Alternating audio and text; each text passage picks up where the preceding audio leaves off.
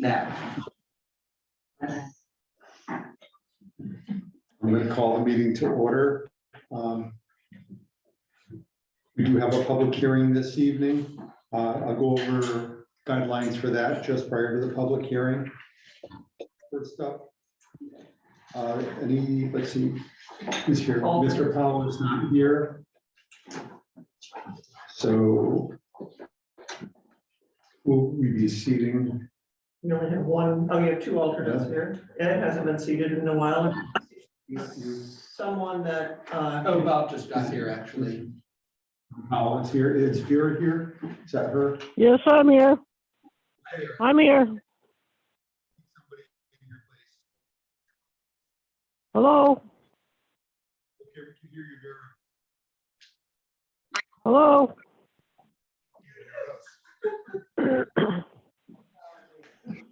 Bear with us. Hybrid is new to us. Did you mute me? Hear us as the rest. Hello? That's the answer.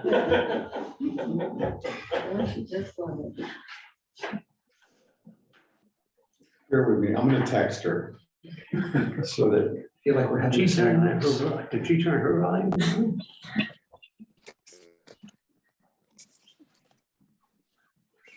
Hopefully she doesn't start talking and saying stuff that she doesn't make me do.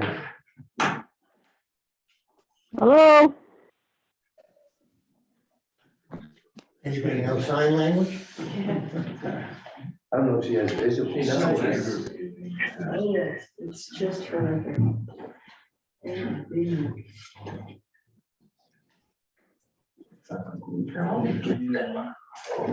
Yeah, here's here. So some work. No, we need to fix it.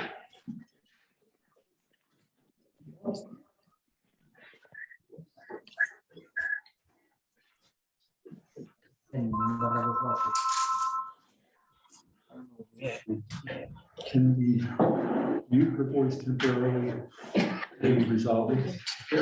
no. There. Yeah, I always do it from my hand, sorry.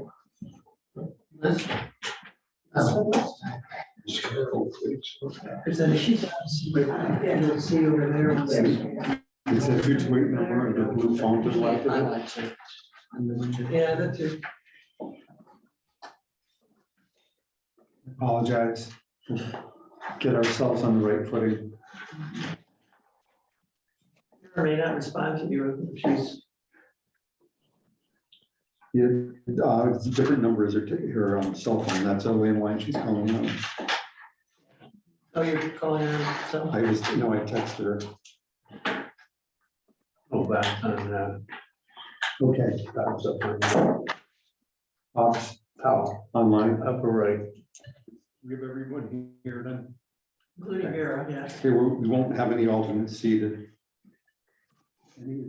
That beeping, is that gonna constantly? beep? That's Zoom when someone joins the meeting. It's, Okay. Hello? Hello?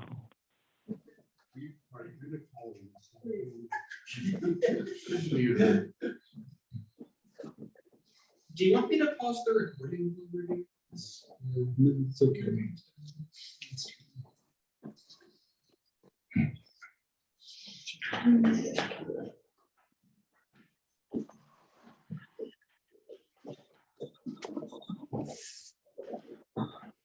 This way.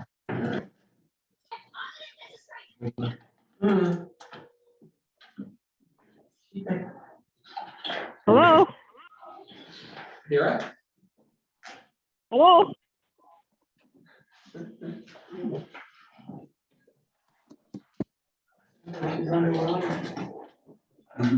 Hello? I know. she calls from a landline. Can you mute yours? Going through the chat, unfortunately.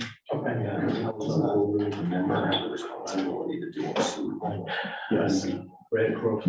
So what you could do is cut it off. Call it over. Yes. I'm not gonna really need her to do that. She's had contact issues This is. connecting. It's Your unfortunate. glasses is like, oh, white. Okay, You have contact. thank you, everyone. Can you see her? Pardon? Can you see her? Yeah, here it is.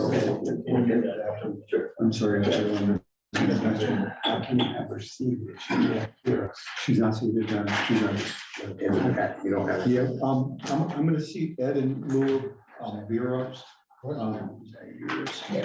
don't think she could connect adequately. She's.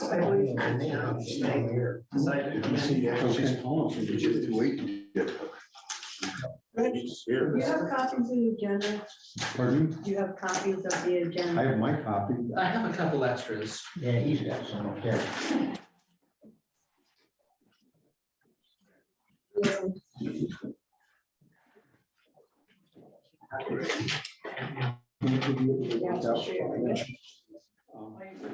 If you can hear us. Do you have another one over there?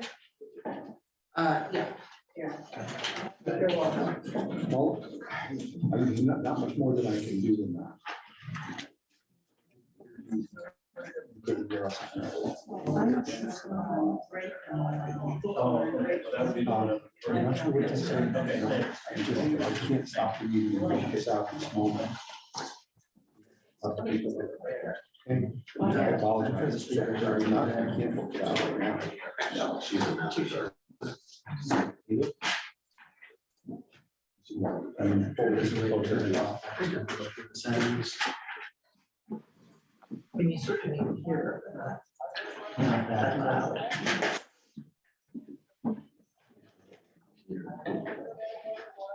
I understand. What would you propose that I do then? I'm just telling you that if we can't communicate adequately, then Tell her to get in the car and come down here. do it. I have to go now. Thanks. She's not feeling well, so she doesn't want to come in. All right. Okay. Thank you, everybody, for your patience. Oh, any changes to the agenda? No, Okay. The minutes of the meeting of October 24th, 2022. Any changes, corrections? I'll make a motion, we approve them as presented. Second. Any discussion? All those in favor? Nays, abstentions? Powell abstains Okay, and Ed abstains. okay. Audience of citizens, anything anyone would like to bring up to us that isn't already on the agenda? Okay. First up, we have a public, I think Carol Briggs has her hand up. oh, I'm sorry. Yes, Sorry, I got a message that I was muted. Thank you. I wanted to address, there's an item on the agenda for a new application for 79 Cards Mill Road. And I did not see an application in the package, the meeting package for that project. And my understanding of Connecticut law is that once an administrative agency has ruled on an application, it cannot reverse itself unless there's been a change in conditions or other considerations that have intervened which materially affect the merits of the matter decided. And I'm quoting from an appellate court case, 1 Elmcroft Stamford LLC versus ZBA. It's an appellate court decision from June 14th, 2022. So it's a very recent decision, but it follows a long line of decisions that as an administrative body, the Planning and Zoning Commission, once it ruled on the denial of the application for 79 Cards Mill Road, that's a final decision. It was not appealed, and no further applications should be considered unless there's a material change, as I read, material change, change of conditions or other considerations that have intervened which materially affect the merits of the matter. So I would urge the commission to evaluate whether or not it even has the authority to consider this application, given that the special permit was denied based on existing site conditions that obviously haven't changed. The width of the road hasn't changed. The neighborhood hasn't changed. So there have been no changes of conditions in the past 6 months that would permit the agency to accept a separate application and go through the approval process. This is an agenda item, and we can address any concerns you have as part of the public hearing for that.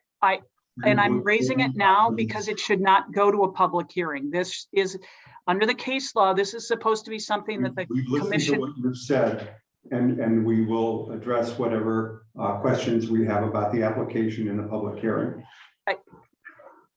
I would urge you to get legal counsel before you proceed to a public hearing on it, because it shouldn't ever get there. If the application isn't even submitted, it can't be accepted. Please mute her. Okay. Roberts is here if you wanted to consult with him. Mr. Roberts, is there any reason why you feel that we shouldn't consider this application based on the comments from the public? I don't know whether the application is the same as the one you had considered earlier. I think that's relevant to the analysis. So let's take a look at the application in due time. Okay. Concur? Yeah. Okay, thank you. Okay, with that said, we have a public hearing that we're opening. Killingly Engineering Associates, a special permit application for additions and improvements to a proposed auto dealership at 21 Route 66 East and Card Mill Road, map 9, lots 65, 66, and 67 per sections 53.3, 53.4.1, and 62.9 of the Planning and Zoning Commission regulations. I want to state for the record that the notices were mailed out to the applicants, and I believe we received the cards, the slips back. Yes. And I know the sign was on the property.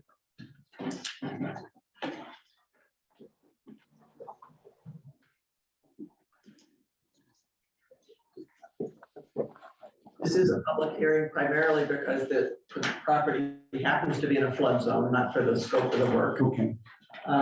It is 3 separate parcels. Mr. Glad will talk about the setbacks for there because the site plan is not correct. So just, I was going to cover process or procedure a little bit. Okay. You all set? I'm not, but that's okay. Go ahead. Go ahead. What you said. I'm sorry. The application also mentions section 62.9, which is a relief for signage under unique circumstances, but that they will take up at a later date. And the other pertinent issue is that before the PZC can take action on this application, the final decision from the Inland Wetlands Commission must be received. This requirement is per state statute 8-3C, and I confirm the requirement with the town attorney. The proposal has received an administrative wetlands approval. The final decision can only come from the Wetlands Commission, either as acceptance of an agent's administrative approval or by their own decision on an application. The public hearing may be closed tonight if you feel that you have information, but a decision can't be reached until the application from the Wetlands Agency comes through. Mr. Glad, before you start, so just for the public, people who are online and also the public that's here. So our procedure in a public hearing is to let the applicants speak to their application and then to the commission for any questions that we might have. Then we open this up to questions or comments from the public. We would ask that you identify yourself and your address and limit your comments to the application itself. And if your points have been covered previously, it's very efficient for you to say that they have been covered previously, but still, obviously, we would like to hear what your perspective is on this. So, and please wait to be recognized before you speak. We'll unmute you if you raise your hand in the Zoom session if you're online. Okay, Thank you. thank you. Good evening. For the record, my name is Greg Goulart. I'm a licensed land surveyor and business partner of Killingly Engineering Associates with a place of business at 114 Westcott Road in Danielson, Connecticut. I'm going to apologize up front because I may have to take a phone call. I ran over some stuff in the highway. I've got a flat tire out there, so someone's going to be calling me in a few minutes to fix my tire that's totally flat in the parking lot. So I may have an interruption, so I want to apologize for that. But I'm here to represent WHL LLC, which is the owner of the property. This is Wiley Motors or Wiley's Hyundai. Right now, it's an existing dealership with roots that go back many years. As far as my research could find, it went back into at least the 60s, maybe before that when it was an existing dealership. Property was bought a few years ago by WHLLC, which is Denny Gates is the principal owner of that a few years ago. And one of the reasons we're before you today is that Hyundai has implemented a program, a design program that is to be completed by its dealerships. Just, Mr. Glad, is there any chance you could put your Yep. map so the public can see it too? Sure, I can do that. Maybe off to the side there. Where's the camera at? Is it on the, The camera rotates depending on where is you the are. camera on this here? Yeah. Okay, so does that work? Whatever you can do. I just, if they would like to see it, anyone can move over if they want to see it. Justin, now you. It's a little difficult. Bear with me on this. So the program that's implemented by Hyundai is to upgrade their buildings, their dealership buildings for branding, imaging, and also for internal flow processes, how the dealership is laid out versus showroom areas, the way people come in and drop off their vehicles for service, et cetera. So with that, what we have on the color site plan that you have before you here is the lighter orange color are the existing buildings that are on the property. This building over here is not on the property, that's the budding one, but so the main dealership, showroom and service areas up front here off of Route 66 East. They have a body shop building that's off in the back. The proposed building additions that we're doing are 3 additions. So there's one to the front, which will be a showroom addition. That showroom addition will be about 2,300 square feet. On the, that would be, I guess, the east side of the building, there's going to be a proposed drive-in service entrance where people will drop off their vehicles. If you've been to any dealerships these days, you see that's kind of what they're doing with all of them. That service entrance will be $16.93. Basically, cars will drive in through doors in the front. They'll unload the people. They'll drop off their vehicles for service. If they're waiting, they'll go to the waiting area. Cars will drive out. If they're being picked up, someone will pick them up.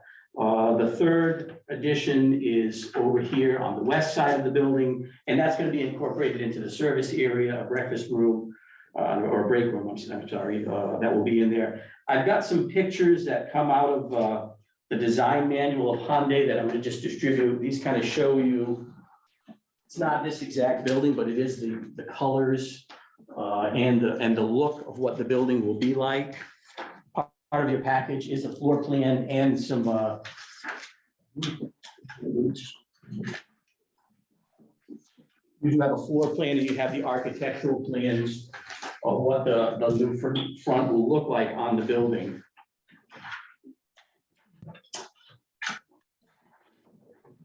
Existing site, I kind of described that this is all the pavement that we have around the site is existing. We're trying to do a balance here of not paving everything. So we are taking away some of the pavement and putting in some green areas.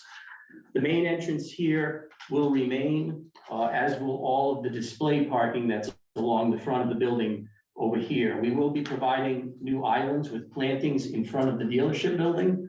There will be new parking to the right of the building. There's going to be a showroom entrance over here. This is also where people will pick up their new cars when they're purchased. There's going to be a garage door overhead. That's kind of their area where they pick their cars up when they purchase the new car. We will provide some landscaping islands around there. We're also going to have a landscape island over to the east side of the building associated with the service entrance that drives off. There'll be some customer parking in that area. Customer parking will be along the front here, and customer parking will be along the back here. No, they're talking about plans to expand. Excuse me, please mute that. And then in the back, we will be providing a new island to separate the dealership from the body shop in back. That will be a new island that will encompass the existing well that's there. So that's a new island that will be created. Parking will be striped in this area, which will be parking for employees of the business. This will be more display parking. The other new green area that we're going to be creating is over here up along Cards Mill Road and along the other business that's on the corner of Route 66 East and Cards Mill Road. So that area there is kind of an odd area. It's got a pipe that's semi-buried. It's a humped area.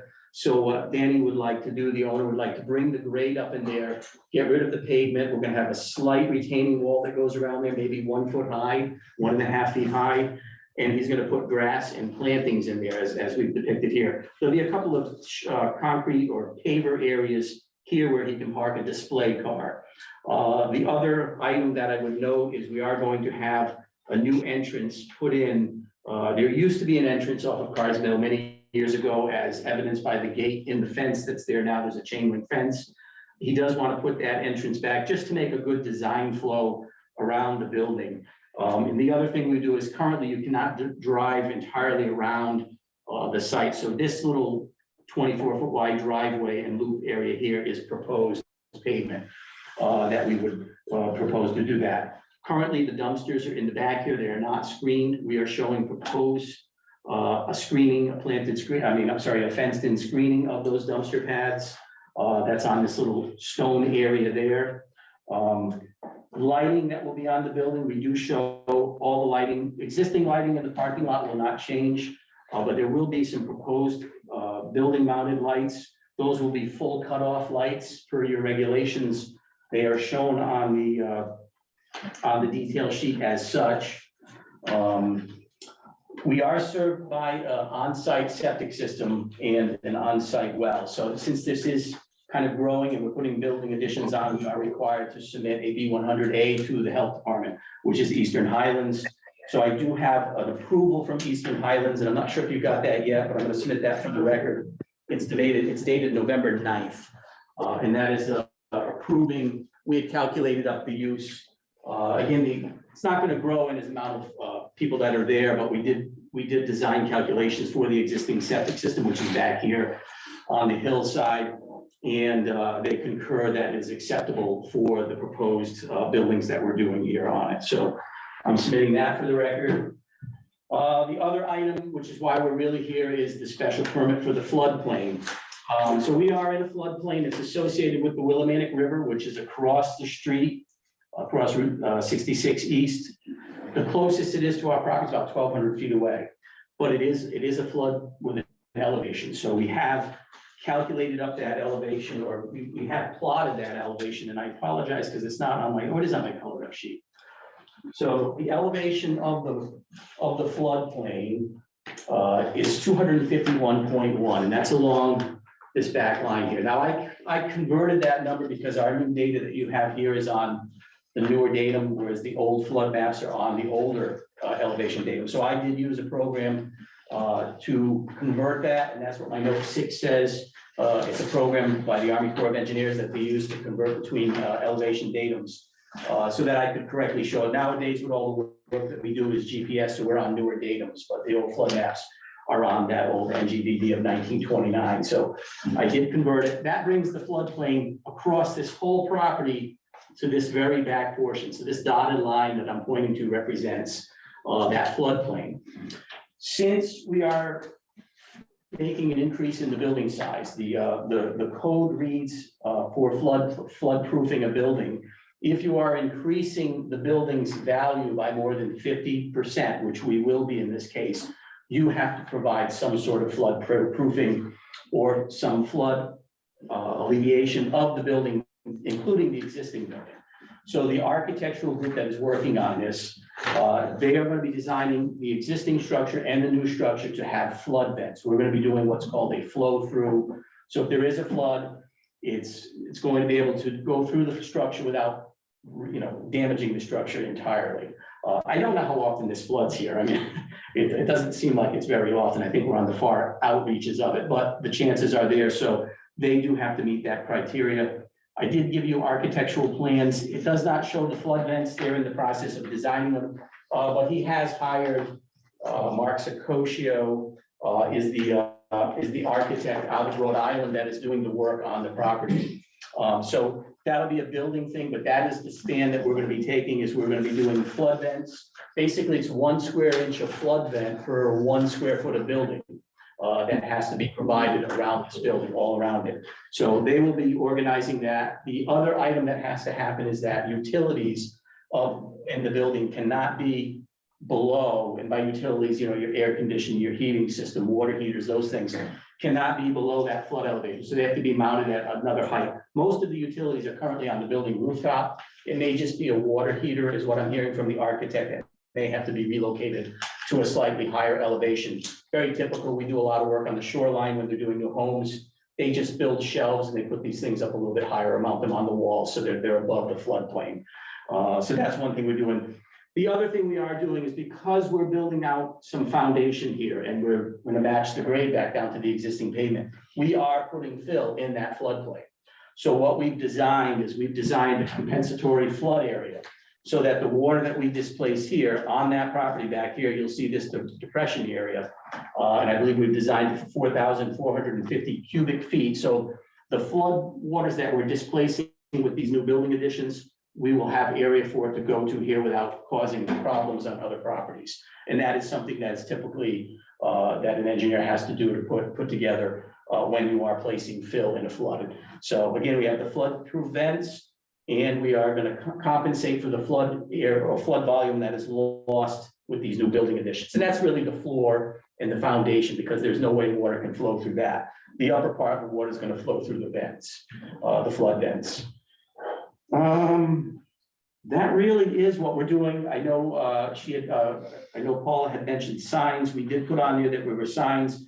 There are a lot of signage that Hyundai has. They're still trying to correct what they need and what they don't need. So we've suggested that they come back at a later date for the signage on the building, and so that they can meet your regulations. It was a little bit of. So any signage noted on this application is not a sign application? Correct. They are gonna put up a new pylon sign, but I think they're gonna come to you with those items. And obviously there'll be some signage on the building and how it's measured and all that. So, and I think the big question came up is, we're gonna have like a service sign over here. Is that like a directional sign or something like that? So, yeah, so. And you may just need staff approval. Okay, and that, yeah, okay, so when we get that all resolved with the architects, they're still working that part out.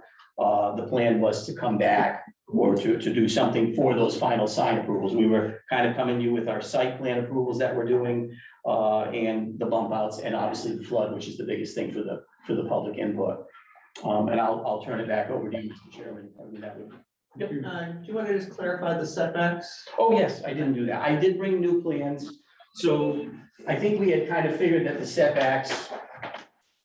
We measured, there's 3 parcels. Correct. And the setbacks were measured to the extreme side of another parcel. Yeah, we were kind of, the way they were put together, it was almost like they were merged together. Right. So we get to the right site plan for that. So I did bring new plan that's dated today for the site plan. They're right here. I just need verification that, Yep. that it meets the setbacks. It did by my calculation. It does, and I have a new, I do have a new, so Okay. there are 3 parcels. There's one narrow parcel here. There's a bigger parcel on the middle that all the buildings are on. And then there's another L-shaped parcel over here. 66 is the parcel in the middle that the buildings are on. So we've changed the setback here for it. So we meet the lot area with it. We have the front yard setback that's required is 30 feet. With the new addition, we're going to be at 49.4. The side yard setback on the closest to this new addition over here is 30 feet. We will be at 54.9. And then the rear yard setback is 30 feet, and we will be 132 feet away from that. Our building height, 35 is the max allowed, will be 20 feet for the new building heights. And lot coverage just on this lot alone, you're allowed 25%, will be at 6.4% just for this building. So she's correct, we verified that we do meet it. So the setbacks are conforming. Just on If that you look at lot. all three parcels combined. No, They're both ways, actually. I think they conform both So, ways. They Yeah. stand alone, so there's no Yes, reason right. to Yeah, restrict combining them. They conform if it's by itself, and they conform if they're all put together. And that concludes my list. I'll answer questions. I'll turn it back over to you, Mr. Chairman. Okay, any comments? Commission members? I don't have any positive there. Okay. I think there's a lot of positive there. I think the entrance off of Cards Mill will take some discharge from Route 6, which is a safety thing. And I should mention that that's directly across from One Cards Mill, which is a commercial building itself. So it's not a residence or anything over there. So what's the closest residential property, separate from what zone it's in? But it's bounded completely by a commercial zone. Yes, it correct? is, yeah. I don't know, it would be somewhere further down. I mean, I know this is a residential use on this one here, but I think they're in the commercial zone. Okay, I do have one comment though. You had mentioned that the compensatory floodplain capacity that you've modified in the upper corner, that is a result of the changes that you made in this parcel on the bottom. Then you also said that standalone, it met all the requirements, setback, et cetera, but standalone, would it meet the compensatory flood? No, the compensatory flood is on that other lot, so it's not on lot But my 66. point is, shouldn't, if that's the case, and this is part of the same application, should they be merged? I mean, I think it would be wise to merge them myself, because you also have the septic system on the other lot as well, so they could never be separated anyway, so. I certainly, I don't think it makes any difference to the applicant whether the three lots are merged. I think it's a good idea.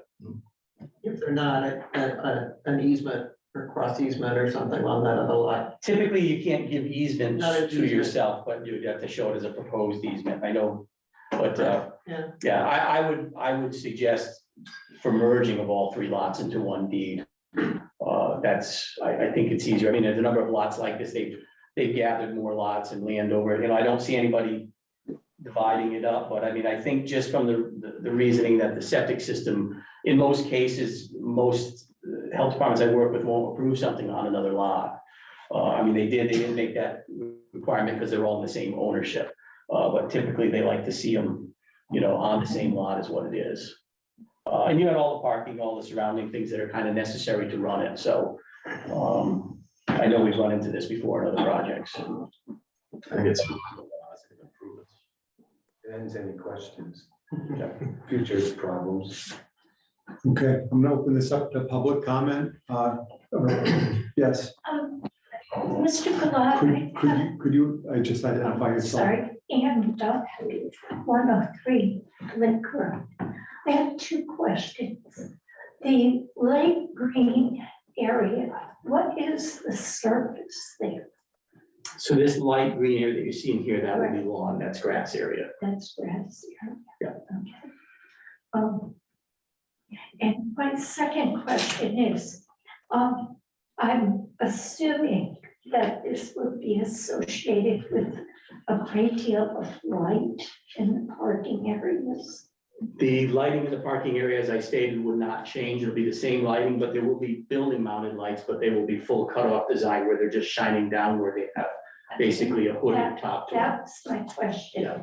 Across the street, behind the other businesses, is a Joshua's Trust Sanctuary. And I'm just concerned about light pollution. Yeah. And while you're making changes, anything you could do to reduce the light pollution would be very helpful. Thank you. Yes, Carol Williamson, 12 Gallman Road.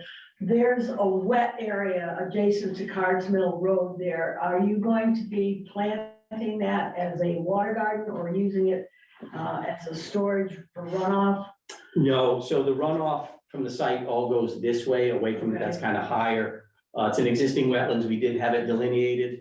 I know that the overhead wires go right almost through it, and there was a lot of tree clearing from the utility companies this past year. So the idea is to leave that as it is. My concern is mosquitoes that tend to breed in that area, and if there's something you could do to mitigate that, that would be a good thing, given the propensity to believe. Yeah, I'm not sure if we'll do anything with it because it's also got vernal pool characteristics, which we probably wouldn't wanna, Yeah. you know, and I know the bugs, the frogs and things would probably like those. So, Okay, I'm not proposing I was anything. curious what was gonna happen with their area. Who's that? The gentleman in the back? Yeah, Andrew Kaufman. I thought that original low point was for fire, or in case it was a fire. Weren't they dictated to put that in there and so that if there was a fire around there, they could use that as a source of water? I don't have knowledge of that. I was under the, because I never could figure out why they dug that thing out, and then it seldom has water in it during Right. the summertime anyway. That wouldn't be a good spot for a fire department to drop a line and. No, it was just amazing that, I was amazed that they had them put that in there at that location. It was bizarre. Yeah, I don't know the history of it. I do know older maps show that this was a wetlands way back in the sixties and that this was filled in. I was under the assumption that maybe that was a little bit of it naturally occurring, but I don't know for sure what's going on with that part over there. There's actually a little kettle with a boat in it, right where that parking area is. Oh, yeah. Real old. Any other questions from the public that's here? Paul Hall from 37 Lake Road. If the septic system is in the floodplain, what is being done to protect it? Nothing, because the floods are there, the septic system can be in a floodplain. So when a flood comes in and happens, I mean, you're not really doing much because you're underwater anyway. So the septic system wouldn't be functioning at that time There's no anyway. worry about washing out? No, because usually it'll be this is not gonna be a heavily eroded area with the flood. I think this would be on the very end of it. Water may just come up about a foot or so and then recede back down where the river went down. So there's no rules or regulations about septic systems being in floods. We'd better flush it out. Mm. Thank you. Yeah, you're welcome. Yes, sir. The gentleman, Mr. Kabala. Did you have a question? Can Can you identify yourself, please? That Yeah, Can you- give them your name. Joe Stump for Baker Hill Road, Columbia. Sure. That wet area is wet because it's the lowest point in that whole area, including above that is a graded hill. And to the left of that, all the runoff from that hill and the road runs to that pond is why it's a pond in the first place. Is there a question? I think it's groundwater. It's a fact. And so the pond is there because of the terrain. It's not there because it was dug out. It's just, that's the low point of that whole grid. So the water flows to that pond. Comes off the road, comes off the hill above it. Ms. Karen. I'm Joe Williamson, 12 Long Road. You stated that they dug that out. That is That- not a natural. No, because we've been there since, I'm from Hosmer Mountain, and we've been there since the 70s. Yeah. Number one is, no, that's never flooded in 50 years. And number two that was dug out. It wasn't, there may have been a low spot there, but whoever did the last, prior to your guys, or not your guys, but the Gates did that, they dug that out deeper. And I was amazed. I said, why would they do that? Yeah. So I don't know if somebody was mandated to do it, because to me, why would you go to the expense of doing it unless there was a reason somebody wanted it? I would say that, given the fact that there are so many diseases now carried by mosquitoes, that perhaps it would be better to fill that in and make it. Excuse me. Great. Everybody is so ignorant.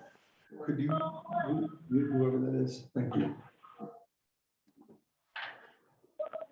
Just something for the board to take into consideration. Appreciate your suggestion. That's kind of outside of our purview from a zoning standpoint. That's not really a zoning issue. That would be more of a health department and inland wetlands issue. Okay. So I would suggest you go to the inland wetlands meeting and voice your perspective there.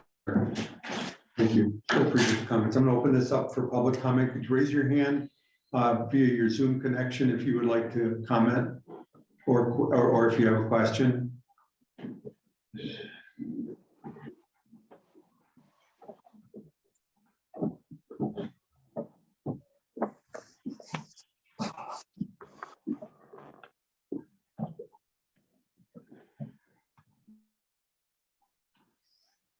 We have no.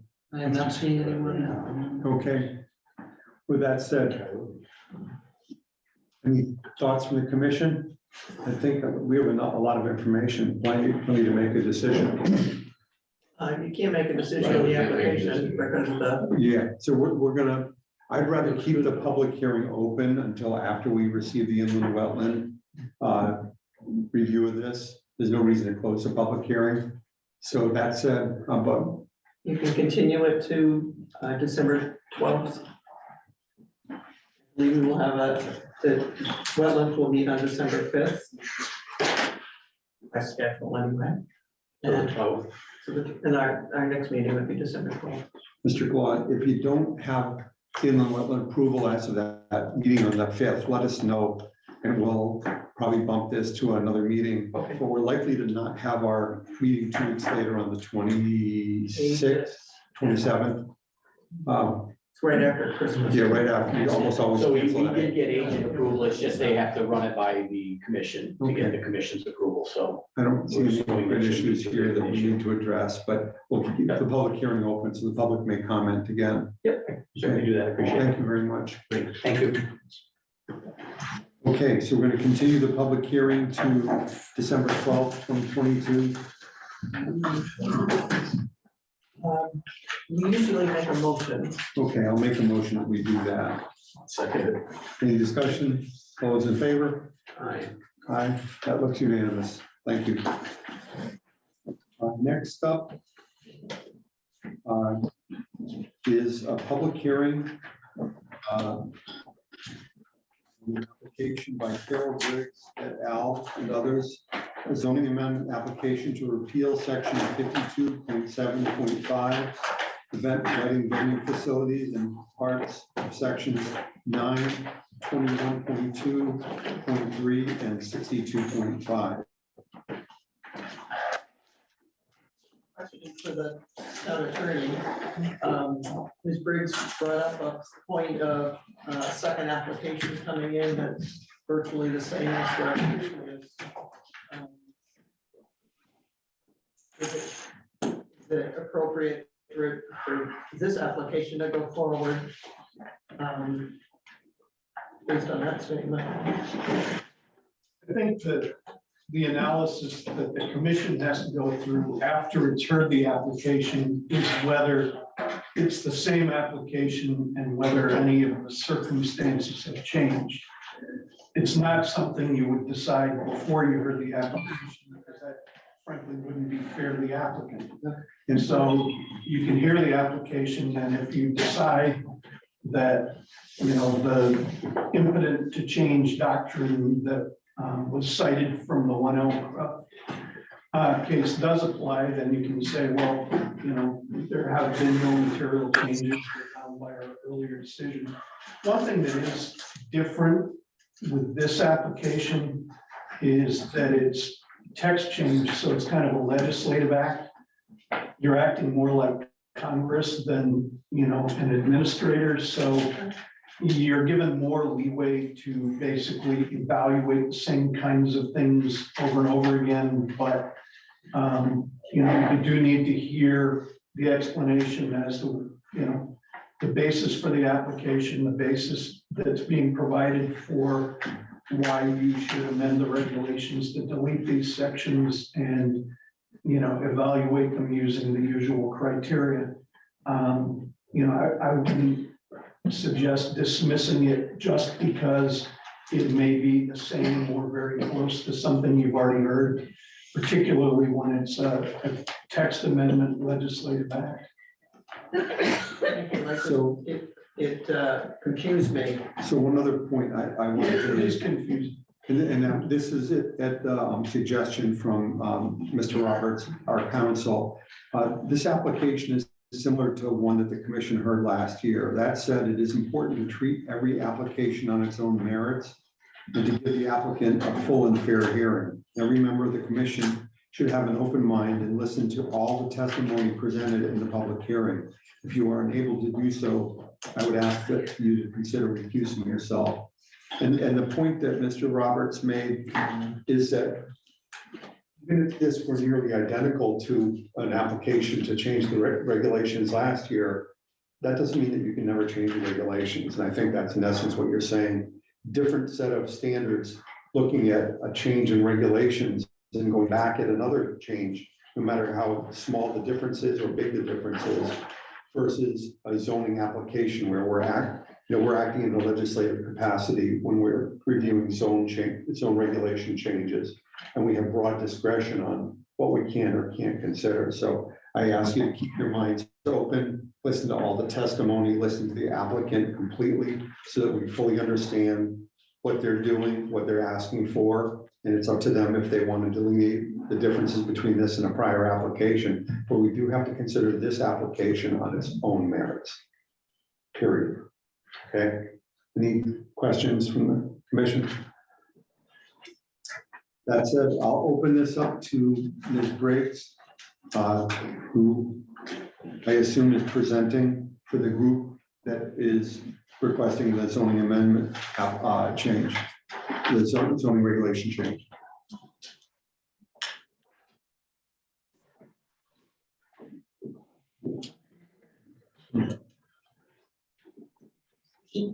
I will, but others who are on the application will speak to it as well. First, with regard to the similar nature of the application, it is, and no one is hiding that or denying it. However, we've had significant changes in circumstances since that time. We also have the issue of the application's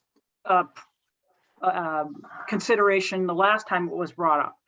Last time it was brought up because you had voted just 9 months earlier to approve changes to the regulations that would allow wedding and event hall in RA zones. And essentially this application was denied last spring because you just voted in favor of it. And why didn't we come last summer to complain about it if we didn't like it? Unfortunately, none of us were aware of it, so we missed it. You voted it down, and since that time, you have had the opportunity to review an application under that very special permit criteria.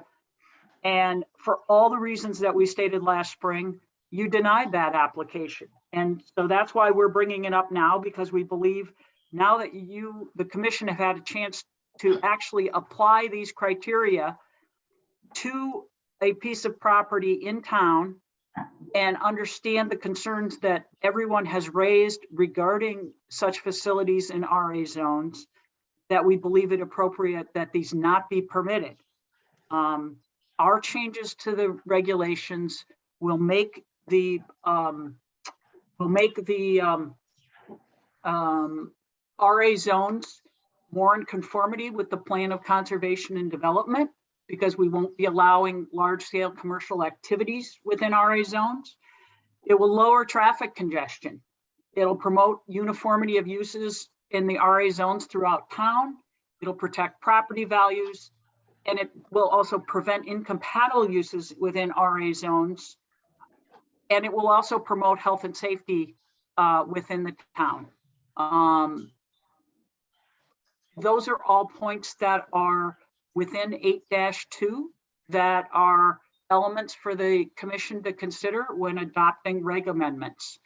And in this case, literally pointing to the decision from the commission this summer, finding that an application that the use wasn't compatible with the existing and probable future characteristic of the neighborhood and residential uses. And our position is, it couldn't be just this neighborhood, it's any RA zone in town. Our little area over here isn't much different than any other RA zone in town. And if this wedding hall event is not compatible in our area, it wouldn't be compatible anywhere in town in an RA zone. Contrast that with the public hearing you just held on the commercial use down on Route 6. Aside from the flooding issues, that's compatible. It's an existing business that's a car dealership and they want to expand and build it up. Sounds great, assuming they meet the other criteria that you, the commission, have determined are appropriate for the town. That's appropriate. But shifting, a commercial activity up into our area or any other RA zone within town is not appropriate. Traffic loads were cited as a reason for denying it. Again, this amendment would lessen congestion by not allowing those large scale events on small town roads. The safety and compatibility in the neighborhood is obviously, in my perspective, the single biggest issue. This type of activity is not compatible in an RA zone. You found that in your prior decision this summer, and that was with an application that was literally created to use this reg amendment. And if that one couldn't comply, then our position is there's no application in town that could comply. And for that reason, we believe allowing these in the area should not be allowed by regulation. There's no project that should pass muster under the criteria that were set for special permits and based on the decision from this past summer. So our concern is that these aren't appropriate in residential agricultural use zones, and they should be eliminated from our regulations as a possibility.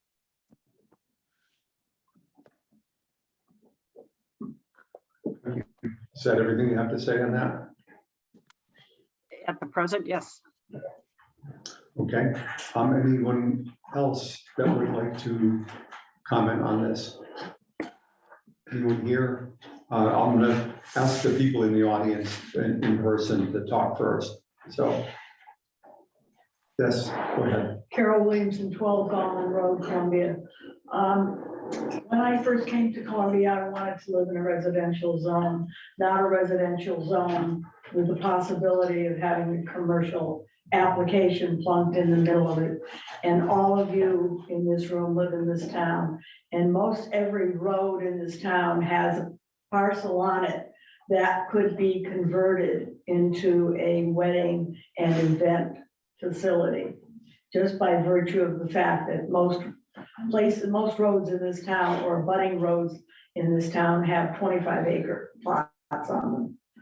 And to protect our peace of mind, our peace and quiet, I just don't think that this regulation is at all appropriate for a town like Columbia. This needs to go away. It's not a residential or agricultural endeavor. It's a commercial endeavor. We have a commercial zone in this town, and that's where this belongs. Wedding and event facilities are commercial facilities, not residential or agricultural. Thank you. Anyone else here? Then we'll open this up to members that are members of the public that are online. I see one hand up from Mooney.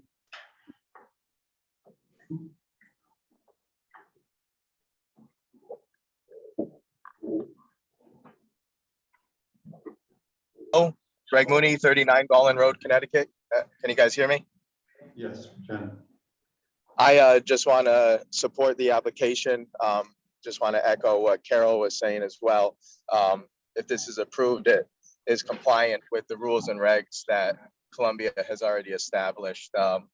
It is a residential area, and we believe that if it's passed, it's fitting with the character of the town, the plan of conservation, and it was denied for the reasons that, we believed, and that the people of the town of Columbia came and fought and voiced their, opinion on this. So if this is passed, it's something that we can, put to rest rather than keep hearing, why it should be approved. I think you guys should consider that. And again, I'm just supporting this application and hope the commission can approve it. Thank you. Next up is Mr. Brulard.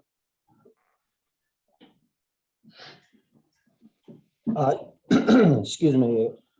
Good evening, Mr. Chairman, members of the commission. Sorry for my voice. I'm suffering from a cold and flu, which is why I'm not there in person this evening. I will keep my comments brief. I think that this commission, both last summer and earlier this year, took extensive testimony at public hearings, particularly earlier this year. And really, I've heard nothing this evening that has changed. I understand that Attorney Briggs and the neighbors are not in favor of the project that was previously proposed, but they have not in this application indicated any change. They're at this point are seeking what really is the third bite at the apple. I mean, the first bite was last summer when this text amendment was enacted. The second time was earlier this year when they sought its repeal. And now this is the third attempt to try to change this amendment. At no time have they ever taken an appeal from a decision of this commission, although they certainly have the right to do so. This commission spent considerable time, including input from any number of people, including your professional staff member, and this regulation was drafted very carefully. I would note that the care with which you drafted this, I think, showed in the decision that you made and denying the application last summer, last July. In that application, you found that the requirements, which are very strict, had not been met in that particular application. And so, as was within your right, you decided that the application not meeting all of the requirements, it was denied. And that can happen again if there's another application filed here, which there has been, or any other application. So I think just because you have a project that comes before you does not merit throwing out this regulation, which you spent considerable time on, and which there's been much testimony on. So I think that it's never, its repeal has never been challenged except before this commission. I don't think there's been anything new that's been offered this evening that wasn't offered last February. I think the regulation you enacted does protect everybody. And I think the proof is what happened. You felt last August that the application, despite testimony from a number of experts, did not meet your regulations in a number of ways, and you properly denied it. That can happen again. And that's, in my view, this regulation is properly enacted. It's appropriate for the town. You previously made a decision that is in conformity with your plan of development, and under certain stringent conditions can be granted. So I would ask that this application filed by Attorney Briggs and others be denied. Thank you. Thank you. Just I want to make a point before we recognize another member of the public to testify. We're reconsidering an application for a wedding event facility as part of this application here. This is a request on the part of a member of the public to modify our regulations to have no longer enabled anywhere in town a wedding event facility through a modification of the regulations. So any reference to the prior application, except in the context to say that our current regulation works, just whatever we considered before, let's just consider what's in front of us this evening. Okay. Mr. Chairman, the only reason I mentioned that it was just to illustrate that your regulation as enacted is working. I'm not, that's all I'm trying, that's the only point I'm trying to make. No, I understand that. Okay. I'm not trying to compare it. I'm just trying to say, I think it works. Thank you, Mr. Bullard. Yes, I'm going to recognize Donna Mitchell. Or I'm sorry, there's somebody who's just calling himself the iPhone. Was next up, excuse me. Yeah, Bob Burns, 93 Johnson Road. Like Greg and other members of the community, I just want to chime in and say I agree with Carol. I agree the reg amendment that was submitted. Commercial applications do not belong in a residential agricultural zone. We've been fighting that for a while, regardless of what's happened in the past. Members of the community bought their house in an RA zone, not to live next to commercial property. And I just want to say that I support Carol, I support the reg amendment, and I hope we continue to fight against commercial businesses being in an RA zone. Thank you. Next one is Donna Mitchell, I believe. Sure, and this is Michael McGaldy, Donna's husband. We're at 33 Gallen Road. So we also were in support of Carol's testimony and the reg amendment.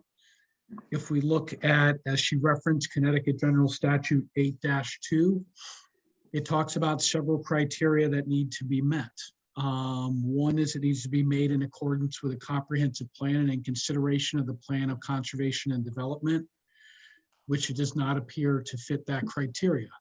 Two, it's supposed to be designed to lessen congestion in the streets. This, in essence, would create congestion in the streets. It's supposed to secure safety from fire, panic, flood, or other dangers. It, in essence, makes some more, it increases the likelihood of an unsafe situation. Again, when you're talking wedding venues and numerous people on the roads, people who don't know the areas, people under the influence, it's designed, should be in accordance to promote the health and general welfare. This does not promote the health and general welfare of people residing in the town. Provide adequate light and air. I don't see how a wedding venue actually would provide that. Protect the state's historical, tribal, cultural, and environmental resources. Again, I'm not sure in what way it would fit that criteria. It does not help facilitate adequate provision for transportation, water, sewage, schools, parks, or other public requirements. So as you go through these criteria, it does not appear that this piece that had been passed actually fulfills these different requirements. Matter of fact, it seems as though it goes against many of them. As was stated earlier, we have several commercial zones in the town. I remember hearing in previous meetings that many of them had gone underutilized for a long time. And I guess I would say, maybe we should be looking at those commercial areas and what might be driving a lack of usage versus creating new commercial areas within areas that are considered residential, which will have a direct impact on those living in those areas, regardless of what part of town. There are commercial zones. Again, as we heard earlier this evening, there was an effort, to make changes to something that's already on a commercial property, which makes sense. But putting this in residential neighborhoods does not actually fulfill these different requirements that would seem to be important elements when making such a decision. Thank you very much. And the other, Ms. Briggs wants to, had her hand up, I believe, to speak again. Anyone else from the public that?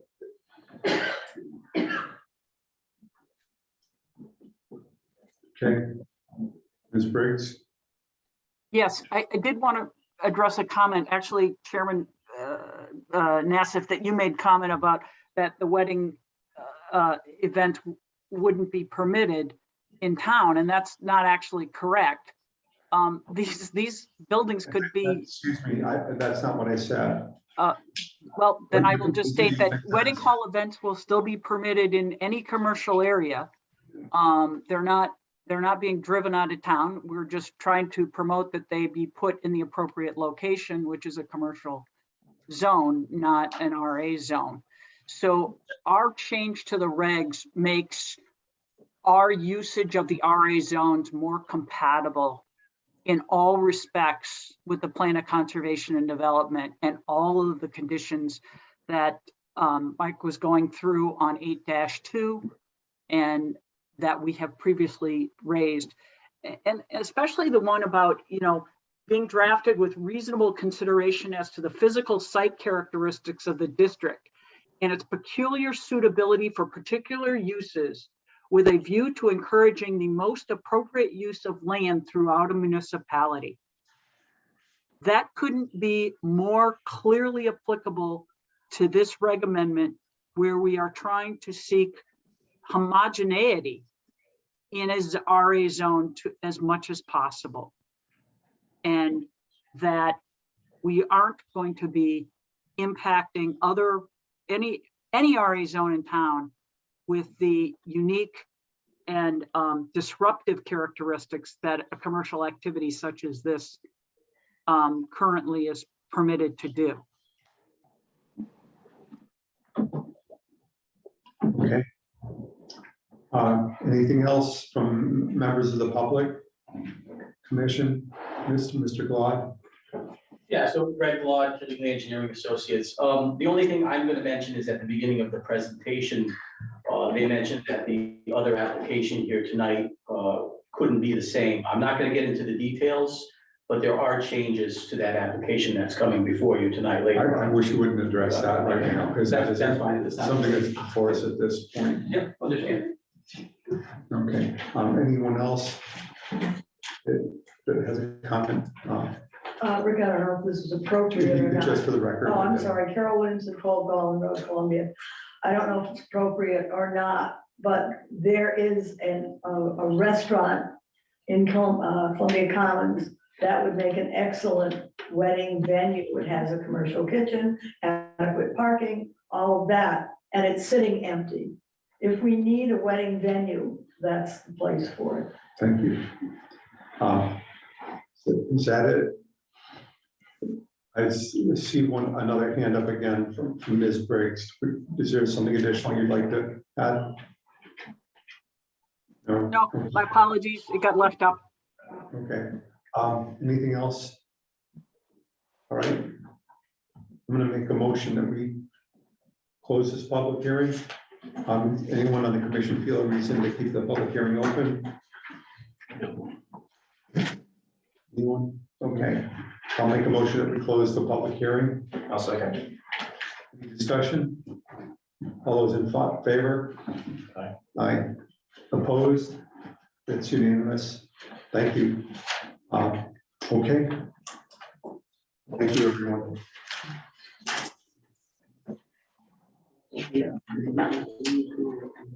So we're going to move into our regular meeting now, out of public hearing mode. And we have item 6, unfinished business.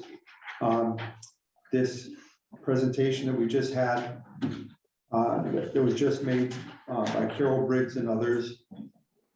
Zoning amendment application to repeal section 52.7.5, event/wedding venue facilities, and parts of sections 9, 21.2.3, and 62.5. Is that something you want to discuss and get into this evening, or do you want to defer action on this to another evening?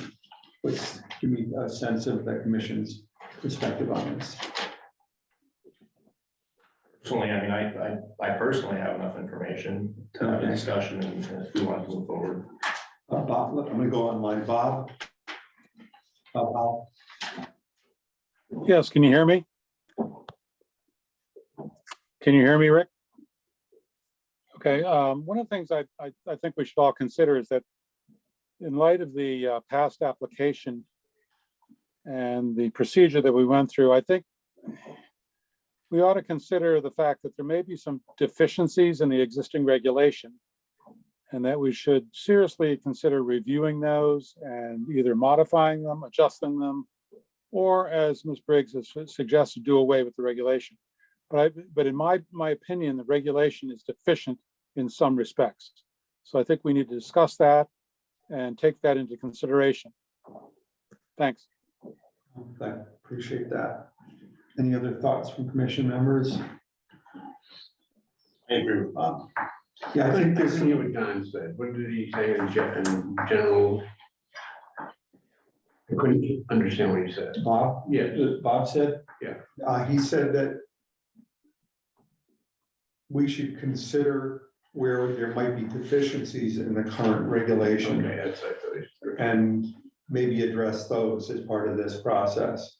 So we have the power to take a proposed regulation change. And if we don't materially expand it in any way or change the intent of it, we would have the ability to look at specific aspects as part of the consideration. We couldn't go get new information now because we just closed the public hearing. But Okay. we could discuss it amongst ourselves.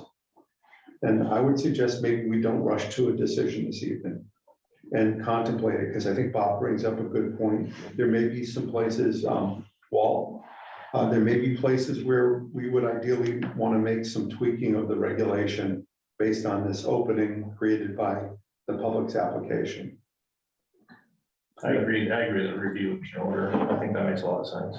Ed? My question is, though, are they trying to actually ban having wedding venues in town because of the zoning regulations? In an RA zone. In RA zone. So my question is what happens up by like Skyline Farm on Route 66, but up in that area, 100 acres comes up for sale.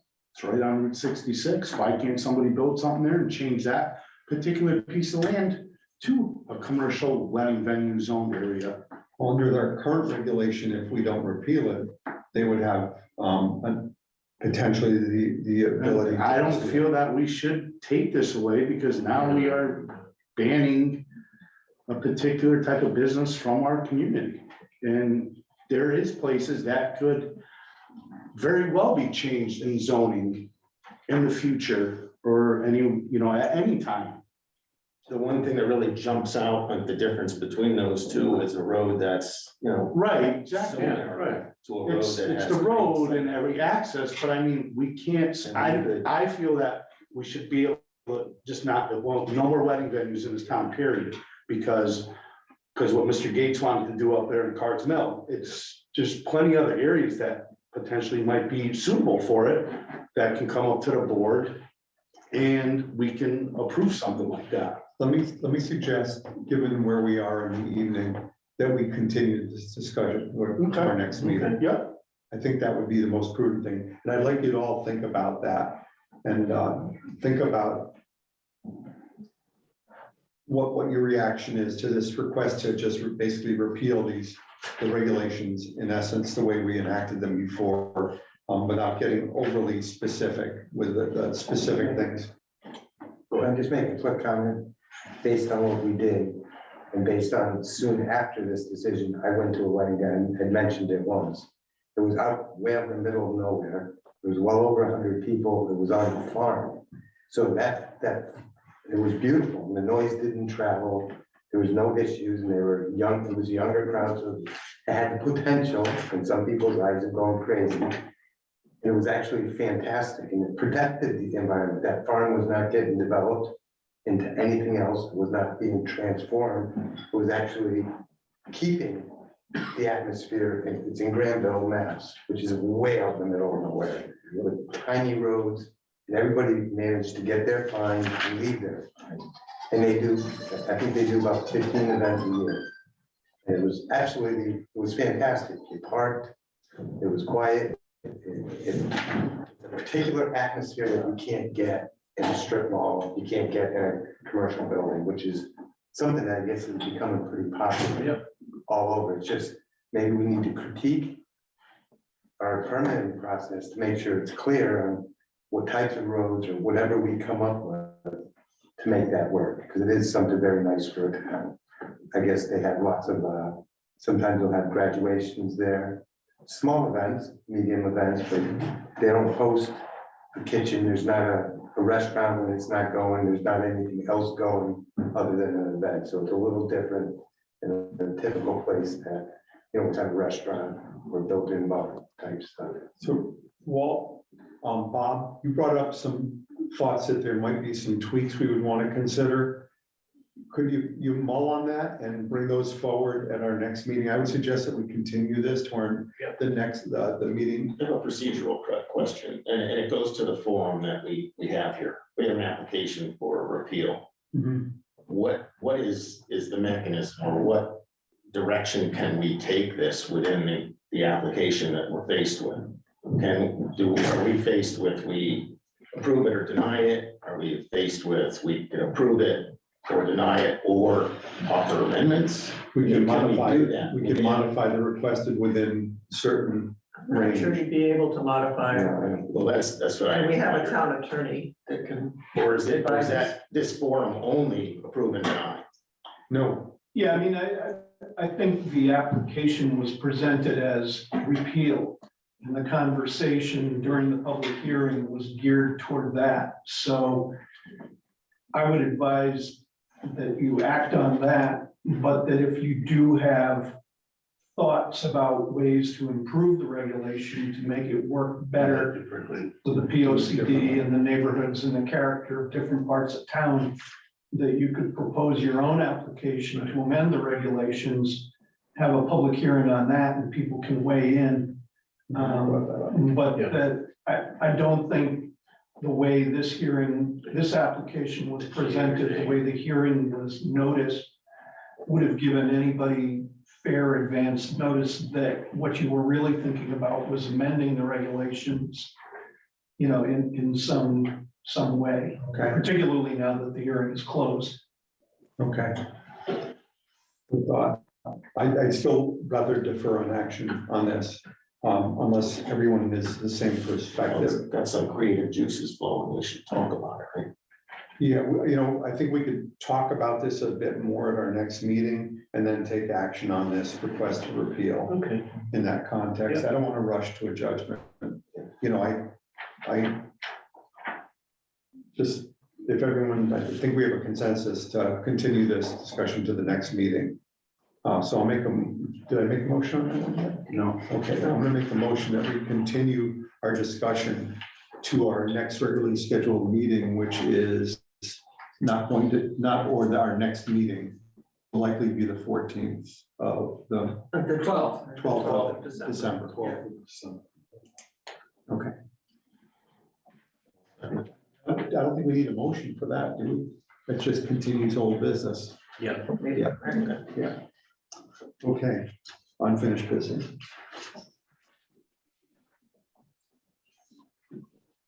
Okay, we have a new business from Big White House LLC, a special permit application for event and wedding facility at 79 Cards Mill Road, map 20, lot 16, per sections of sections 21.2.3, 52.7.5, and 62.5, scheduling a public hearing for January 9th, 2023, which have we already put that in the works? No, Any motion for that?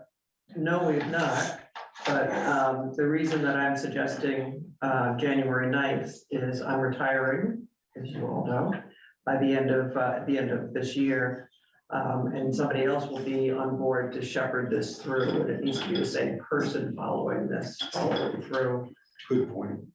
So they will probably be on board the middle of December to do review on the application. I shouldn't be reviewing an application and then the planner, and then leaving, and then the planner is in front of you saying, well, I don't know why she said this was okay, or this wasn't okay. So it really should be the same person, looking at the application all the way through. And January 9th, is our first meeting.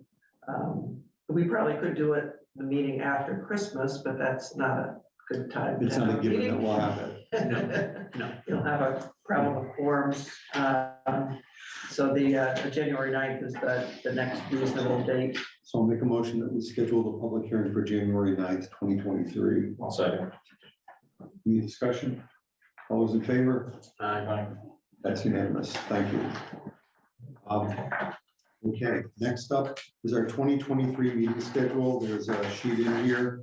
I looked through it in a cursory manner. I just suggest we approve it as presented. Still the same pattern of dates, and there's only, We're not gonna have that December 26th meeting next year, so. no, we don't. I know. But let's schedule it. I'll make a motion that we accept the proposed schedule for 2023 as presented. Anybody second? Second. Solar panels are later, anything. I seconded it. Yes. Any discussion? All those in favor? Aye. That's unanimous. Thank Geez, I you. don't know, I think I have a problem with this September 25th. date. Yeah. Your birthday?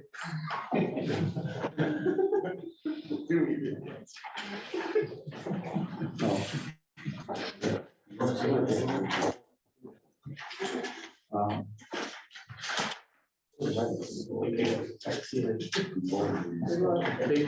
Did you get a tire fix? I must have. He did, good.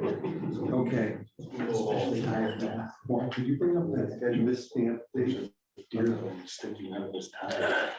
You know, it goes, it goes to, was it undue delay for anybody else, or was it just me concerned about the delay? Okay. Because I had the same thought about the big White House's applications, January, an unnecessary delay, but if the applicant doesn't. The earliest we could do it is 2 days Yeah. after Christmas. or- Yeah, that all made sense, There's yeah. a good chance that meeting will occur. But I guess with respect to what Rick was bringing up, this application that was submitted by Ms. Briggs is dated received September 13. Is that a real date that this is stamped?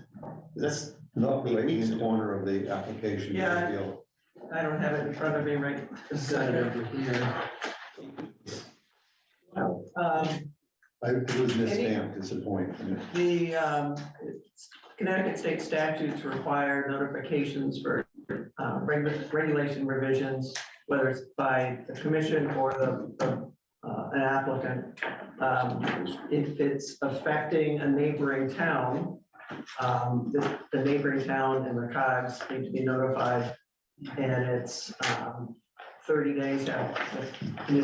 So that costs 30 days. Yeah, Okay, gotcha. And when it was received, the PZC receives the application at the meeting following that September date. Gotcha. So that it's could, not- you could add 2 weeks. So that's 2 weeks there, and then, Another 4 then weeks. it's 30 days after, at least for the notifications. And this is in the RA district, which abuts towns, so we have to. Right. Yeah. Yeah. Okay. Did I get that right, Rick? Yep. Yeah, it's just you have to start the hearing less than 65 days after you get the after you've received the application. Okay. Next up is item 8.1, draft of revisions regarding solar panels. Public hearing has been scheduled for December 12th, 2022. So just how much do we want to get into this evening? The hearing has been scheduled for December 12th. Again, we needed to notify other communities. And I wanted to be here for it because I'm the one that made the error in the first place for the ground mounted systems. we can't really discuss these in detail prior to open. I really, we should discuss it during the public hearing, is the point. So Yeah. at this point, they're out there. We'll open the public hearing. Hopefully we address this in a, On the 12th. on the 12th. Okay. Subdivision regulations, revisions. While we're on that, Rich is here, if you wanted, town attorney, if you wanted, his opinion on, how many primaries you can have on a parcel, which I think was one of the questions that had come up. I wasn't prepared to ask that question No, it's okay. tonight. Well, he probably won't be back for that meeting, that's why I Okay, was. we'll reach out to you if we have a Yeah. question about it. Okay. Yeah, probably while the public hearing is open, and let's see where we go with that. Subdivision, regulation revisions, that's something that we'll be working on in the coming days. So, Mr. Tabor has joined the subcommittee, Justin and myself. And then communications and reports, anything? Nothing? Okay. Commission open discussion, anything we need to bring up tonight? Well, I did want to talk about progress on another planner. So I spoke with our town administrator, Mark Walter, and so we'll be contracting, correct me if I'm incorrect in the way I'm stating this, we'll be contracting out our planning services to our regional council of governments. And there'll be a representative from there that will become our town planner. That was the plan, Okay, but, COG doesn't have anyone, to add to the mayor. They've already, the staff that they have is already farmed out to different communities. They're now looking at, Tish, I think it is, TYCAG company, which is a group of planners, two of whom I know really well and that are really good. And they will probably contract with them. I know a proposal came through. Is this temporary or permanent? Yeah. Interim in theory. Interim, okay. I say it in theory because there are very few new planners coming up. Which is us almost retiring folks, and then there's, and not too, yeah, all the towns are scrambling for qualified planners and CEOs. Can we talk about cloning? I prefer to have our own, if we have anything. versus- Pardon? I prefer to have our Yeah, own definitely, versus having. definitely. Well, this would be a person assigned, so it wouldn't be, you know. Something different every week, Yeah, it's not gonna be the planner du jour. It would be an assigned person that would be here.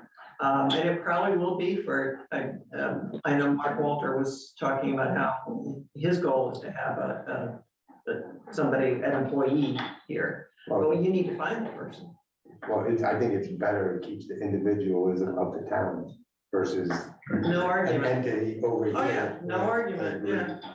Yeah. They bring a greater knowledge base.